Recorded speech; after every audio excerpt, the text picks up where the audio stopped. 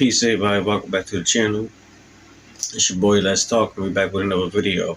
Alright, so I figure we switch it up a bit and we're going to start doing some reactions to videos and things of that nature. I already do it on my reaction channel. I got a reaction channel itself. If y'all want, y'all can go subscribe to that channel. It's called The Reaction Overlord here on YouTube. Y'all can go check me out over there, but I think I want to start doing stuff like that over here, but more so on different types of reactions. So in this video, we're going to be reacting to the world's most craziest homemade cars. Now, if anyone know anything about me, I love ingenuity. I love craftsmanship. Things that you can build with your hands, that's something I'm all into. So if they're making homemade cars, which I love as well, then look, that's something that I want to say. So we're going to be looking at this video together. But before we do that, if you're new to the channel, make sure you hit the like button, subscribe to the channel, and also hit the bell notification icon all. That way you'll be notified every time I upload the latest and greatest. So if y'all done that, let's check out this video. For some people, buying a car straight off the production line is just not an option. Who wants stock standards when you can go custom? Budding engineers, inventors, and people on a budget are out there building their own modified rides, and the results are surprising. As they say, want something done right, you gotta do it yourself. Want to check out these insane handmade cars? Let's get it on. Lego Bugatti. This is undoubtedly the greatest thing ever built out of Lego. Not only is this a full-scale model of a Bugatti Chiron, but it moves as well. The only non-Lego part of the car is the steel roll cage and original Bugatti alloy rims. Every piece of the luxury sports car, from the seats to the engine and even the brake lights, were made entirely of Legos. Over 1 million Lego Technic pieces to be exact. The team custom designed the models with a 3D modeling software, but when broken down, they were still building with individual original Lego pieces. It took... Oh, that's dope. It's like everything is Lego except for like the, I guess the skeleton and the wheels, but everything else is made of Lego pieces. Over 1 million pieces. That's crazy. That shit must have took days to do. Over 19 months of constant, careful engineering, which I can imagine was one of the longest Lego building sessions of all time. While the car generates only 5.3 horsepower and reaches a top speed of 18 miles per hour, it's still pretty impressive knowing that it weighs 1.5 tons and is powered by 2,300 tiny electric motors. Plus, let's be honest, who wouldn't want to be seen in a Bugatti Chiron anyway, Lego or not? And it drive too. They said they go 18 miles per hour.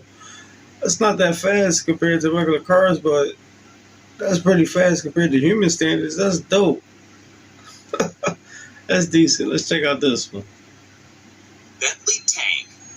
We're used to seeing Bentley Continentals driven by rap stars cruising around on huge 22-inch chrome rims. Well, the Russian YouTube channel Academy G took it one step further and, not to be outdone, decided to go one better and put a set of all-terrain tank treads on their sweet ride. Dubbed the Bentley GT Ultra Tank, it's the perfect vehicle for when you're stuck in pesky inner-city traffic jams. When you need to get somewhere in a hurry, the 4-liter twin-turbo V8 roars into life as you literally drive over cars and other obstacles in front of you. How convenient. A $250,000 sedan may seem like a little extra, but these guys want to roam through the wilderness in the utmost comfort and style. It's truly one bonkers build that would make Mad Max proud. Lamborghini. Alright, hold up. Before we get to that, I just want to say that just seemed like a waste of money. All you did was just take a Bentley and took the wheels off and just put tank wheels on it. I mean, that's not really that impressive. Maybe if I seen it in person, but I don't know. But let's see what they talking about with this Lamborghini. There are plenty of Russian billionaires driving around in Lamborghini Aventadors. For those who don't have a spare million lying around and want one bad enough, there's only one option remaining. Bust out the tools and make it. It takes a special kind of skill and know-how to forge an Italian classic supercar out of thin air, and Ilya Strzekalowski is one such man. The base of the imitation Lambo is the not-so-fancy Nissan Maxima. There's almost nothing left of the framework as Ilya took to it with a grinder and welder to make his dream a reality. The exterior panels are all custom made according to the exact dimensions of the original. N70 BMW 5-liter V12 has been installed in rear engine configuration to add that little bit of authenticity. G-Wagon. Yo, he recreated his own Bentley. Whoa, that's crazy. That takes persistence right there and good ingenuity. Like he got skills. That's dope. And that's some stuff that I do too. Like not on that level, not nowhere near on that level. But I like to recreate stuff myself. A lot of times it's food because I'm greedy. But when I do my arts and crafts and everything, when I start doing my handiwork, I like to try to recreate my stuff myself. So that's dope.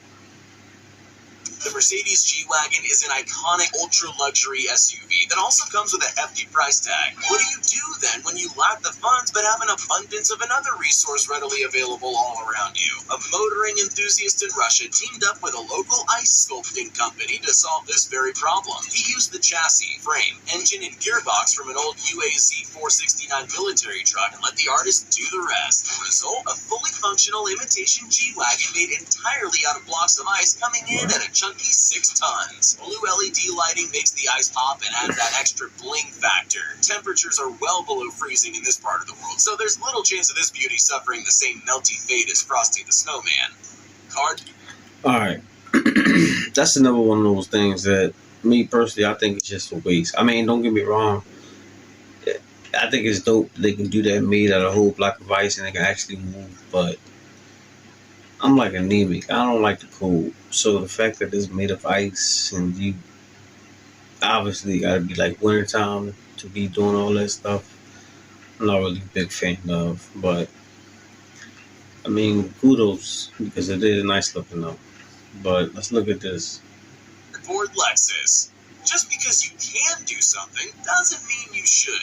Lexus in Japan decided to try their hand at some next-level origami when they made an IS-300 purely out of cardboard. It took over 1,700 individually shaped and contoured 10mm thick sheets to create the fully functional replica of Lexus's best-selling saloon. The project took 3 months to complete, with each piece drawn in AutoCAD and precision laser cut to make sure the curves and contours of the car were spot on. It's not only the exterior of the car, the seats, dashboard, and wheels are cardboard too. The electric motor, drivetrain, and headlights are the only parts of the car not made of cardboard. Although it's a cool concept, it's absolutely useless when driving in the rain and would end up a soggy, pulpy mess on the side of the road. That's decent though. That whole thing is made of cardboard and it look like it can move. They got the electric engine on it so it can move. Obviously, like you said, you can't ride it in the rain. But that's dope. See now, I like that. That's decent right there. Rolling car. A beaten-up 20-year-old Volkswagen Golf isn't a car you'd want to be seen rolling around in, unless you take that meaning literally, like the ingenious YouTuber Garage54. He took a humble old Golf destined for the scrapyard and gave it purpose and a new life in the form of a rolling stunt car. The body was cut down and shortened dramatically, improving the car's center of gravity and rotational force. They also welded curved tubular steel to the chassis subframe to make what can only be described as a snail's shell. The car is driven at high speeds before smashing the brakes. The sudden jolt then causes the forward momentum to flip the car forward, and the curved steel frame allows it to roll over and complete a full somersault until it's resting back on 4 wheels again. It looks like a bumpy ride, but fun nonetheless. Why would you even want to ride that in the first place? That's weird. Like, I'm not riding in that. Like, that's like a whole nausea is waiting to happen. I can't do it. Ripsaw. Who says you can't have the best of both worlds? The uber rich no longer have to pick between speed, style, comfort, and safety, thanks to the insane brainchild of How and How. Each Ripsaw is custom made for individual clients in what can only be called glamping in a tank. This is the fastest armored track-driven vehicle in the world. The older EV2 model features a 6.6-liter turbo diesel V8 motor putting out a mind-bending 700 horsepower and 975 foot-pounds of torque. It does 0 to 60 miles per hour in just 3.5 seconds. That's as fast as a GT500 Shelby Mustang. The newer EV3 prototype is even faster, shoehorning a 1,500 horsepower Hellcat V8 for even more insane high-speed hijinks. Not only is it armor-plated, it can tackle any off-road terrain with ease. The downside is the $400,000 price tag, but if you're even considering getting one of these, it's likely that money isn't an issue. That's good. I like that. Because is armor plated. You can ride it on any type of terrain. Dirt, sand, rain, ice, snow. I like all that. That's decent.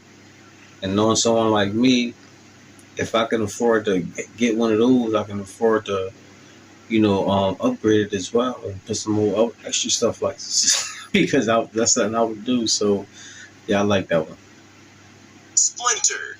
The speed of a car is ultimately determined by two simple factors, power and weight. The Splinter is an ultra-high-performance supercar built almost completely out of wood. While most cars are made from steel and aluminum alloys to protect those inside, wood is much lighter, and that reduction in weight translates directly into a blistering top speed of 240 miles per hour. Almost every part of Splinter is timber laminate, including the chassis, suspension components, and wheel cores. Even the immaculate interior is made from checkered cherry tree skins. In fact, the only metallic parts of the car are the engine, gearbox, drivetrain, and the radial parts of the wheels. Though the Splinter wouldn't be classified as road legal, there's no doubt that the 427 cubic inch small block sitting at the heart of this beast puts plenty of power down on the asphalt. That's decent. Cybertruck. Notorious YouTuber Garage54 decided he was too impatient to wait for the release of the much-hyped Tesla Cybertruck. So in usual fashion, he decided to jump the gun and just make his very own. After seeing the hype around the Cybertruck, Garage54 set to work on making their own version of it. And at first glance, you might actually just think this is an unfinished test model from the Tesla factory itself. But take a closer look and you'll realize that this is far from any regular old prototype. Made from the body of a UAZ van and actual scrap metal, the polished angular body really does match the look of Elon's crazy concept. Right. While not everything about the car is perfect, it's actually totally drivable. These caused quite a stir on social media whenever passerbys in rural Russia see a car that shouldn't even be available in major cities for another year casually riding around. Wow. Vader. See, that's another one of those recreation cars. Like, that's dope. And, if it's not technically, it's not like one of those Tesla type cars, so legally they can ride around the street with it. That's, at the time anyway, that was dope. I like that. Was one of the biggest hits of 2016, and although the Joker only made a relatively brief cameo, it was his car that stole the show. The theme song for the film was even called Purple Lamborghini as a tribute to the one-of-a-kind car. We've been led astray, though, as the car isn't Italian-made, but originates in the land of the rising sun. How is this possible? Through the dreams and hard work of Matt McKentigard, car designer extraordinaire. Matt runs a custom car shop with the idea of bringing supercar levels of luxury to the average consumer. By stripping down all the body plating of average affordable cars, he creates blank canvases on which to build whatever he can dream of for little more than the cost of fiberglass and paint. And with its sleek body and crazy handling on the road, it's easy to see why the Vader was the perfect pick for the kind of car the Joker might rip through the streets of Gotham in. For just $11,000, you too can roll around in your very own pseudo supercar. That's dope, and that's cheap. Because $11,000, you can ride around in a car looking like it costs like hundreds of thousands of dollars, if not millions. Like, it's so many ways to make so much, like hustles, and it's so much. That's decent, man. Like average type of people like myself, get one of those cars and look like I'm living like a king. That's dope. I like that. And that's something I would do, if I had those type of skills. Like some of that stuff, I can probably pick up on, especially with the type of knowledge I got and my partners and everything. But a lot of that stuff is beyond my league and it's crazy. And those people, like, they deserve all the recognition they get off of that stuff because I like that. That's dope. So let me know what y'all think about this video and me doing more videos like this. We'll see how I go from there. But like I said, if you like the video, make sure you hit the like button, thumbs up. It does nothing for you, but it helps me a lot. Subscribe to the channel if you haven't already. Hit the bell notification icon. I'll see you on the next one. Peace.